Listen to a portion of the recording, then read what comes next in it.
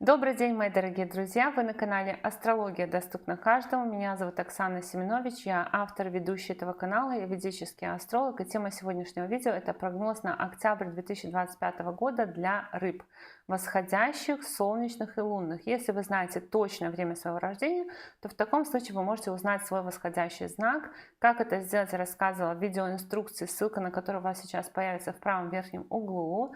И ссылка на эту видеоинструкцию будет также в описании, в комментариях к этому видео. И в описании, в комментариях к этому видео всегда есть ссылка на мой сайт, где можно записаться ко мне на курс по ведической астрологии, либо на составление личного гороскопа. Если вы не знаете точное время своего рождения, то в таком случае под каждым видео с прогнозом прописаны даты, в которые Солнце было в тех или иных знаках. И, пожалуйста, смотрите тогда прогноз для своей даты, в которую вы родились, чтобы прогноз у вас работал. Ну и если вы знаете знак зодиака Луны по ведической астрологии, то для него вы тоже можете смотреть прогноз.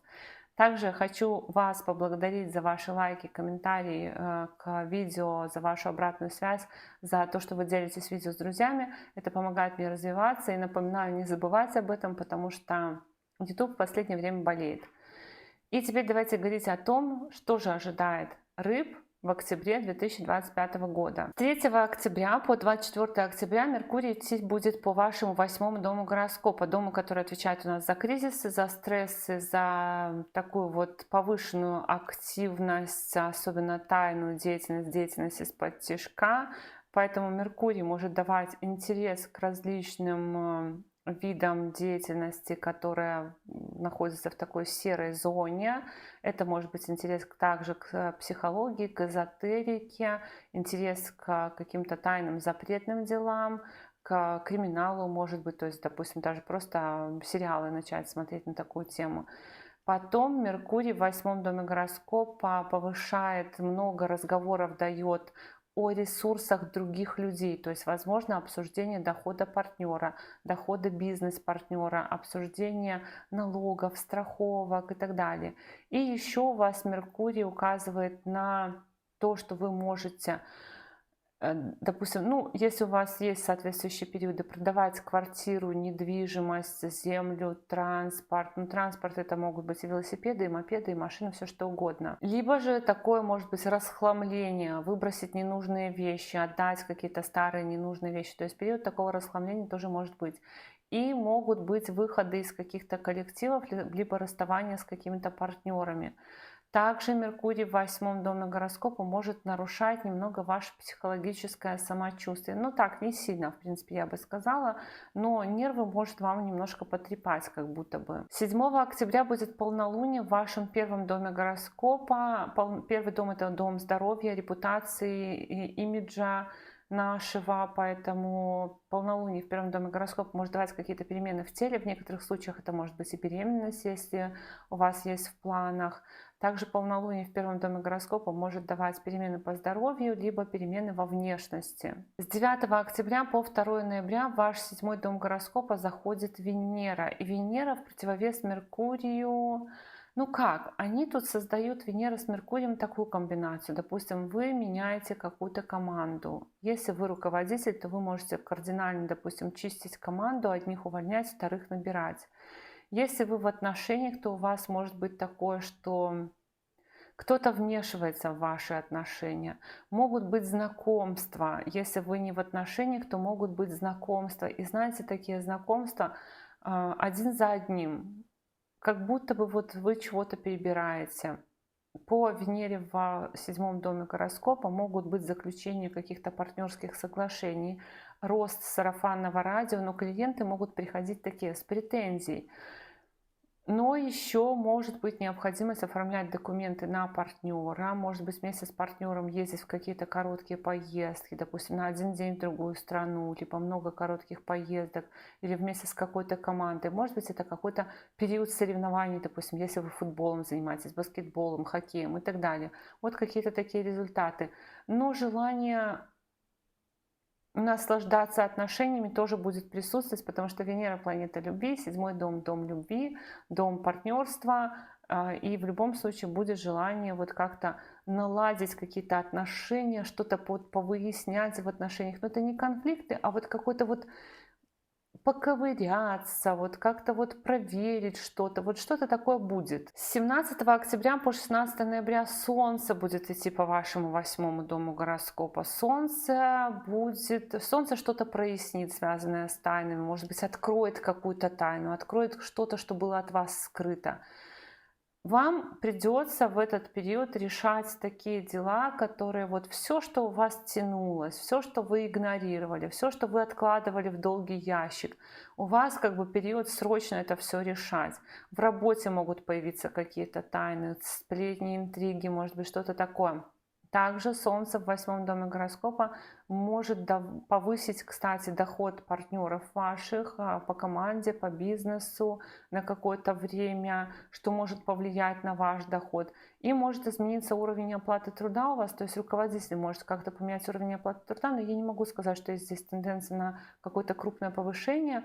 Что-то такое может быть, что вот, ну, да, может быть повышение, выплата какая-то, но это не улучшает ситуацию в целом. Вот что-то вот есть какие-то здесь нюансы, потому что Венера в падении, Солнце в падении, вроде как, то есть может быть такое фиктивное какое-то повышение, что-то вот не до конца удовлетворяющее вас, я бы так сказала. С 18 октября по 11 ноября будет в прямом движении в вашем 5-м доме гороскопа Юпитер. Юпитер вообще у нас в мае поменял знак, зашел в Близнецы, в ваш 4-й дом гороскопа. И в этом году у нас такая уникальная ситуация, что Юпитер сделает еще петельку, на 3 месяца заходит в знак зодиака Рак до конца года.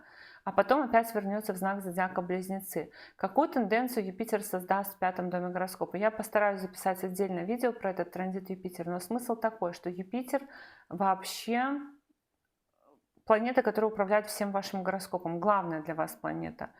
И заход Юпитера в 5-й дом гороскопа будет склонять вас больше всего, подтянет вас самих в сторону развлечений, отдыха, удовольствий, творчества какого-то, возможно, вспомнить свои таланты, возможно, налаживать отношения с детьми, может быть, даже появится желание, вот хочу детей, если вы там не хотели до этого, да, вот какие-то такие, может быть, пойти куда-то на учебу, то есть будет меньше желания работать, будет больше желания отдыхать, будет возможности больше посещать какие-то мероприятия, наверное, какие-то концерты, может быть, и так далее. Также Юпитер здесь такую очень четкую комбинацию создает на то, что либо поменять работу, либо получить какие-то новые знания по работе, то есть, допустим, пойти в институт, чтобы получить какие-то новые знания, получение каких-то статусов у детей.